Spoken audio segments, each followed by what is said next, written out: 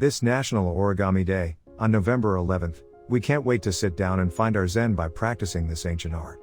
Originally called orikata, origami originated in Japan as early as 105 A.D. Before Japan's Industrial Revolution in the late 19th century, only elites had access to the materials necessary for creating such geometric folds. Today, anyone with access to paper and a flat surface is welcome to give it a go. Join us in learning more about this artful pastime. While the origin story of this holiday remains unknown, it began in the birthplace of origami, Japan. Long ago, paper used to be a handmade product only available to wealthy families. In correspondence sent between these families, the writer would often include an intricately folded piece of paper along with their letter. By using such a valuable material as mere decoration, wealthy families could demonstrate their access to such luxuries. As time marched on and paper became more readily available to the masses, origami became a regular feature of familial ceremonies such as weddings and birthdays.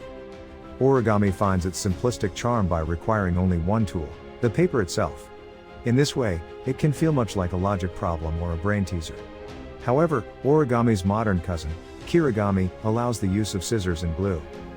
Lillian Oppenheimer, who was born in New York City at the turn of the 20th century, is responsible for introducing origami to the United States and Great Britain.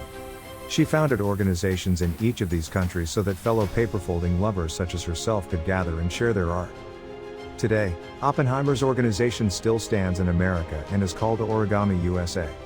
Each year, they hold a 2-week convention beginning on October 24th, Lillian's birthday, and ending on National Origami Day itself, November 11th. At this convention, practitioners from all over the country come together to accomplish massive artistic feats using only paper. Origami is an intrinsically analytical and trigonometry-based activity that requires focused attention and an inclination toward problem solving. We cannot wait to put our hands to work on some folds of our own this holiday. On This Day event is an educational project. Thank you for watching. Don't forget to like and subscribe our channel.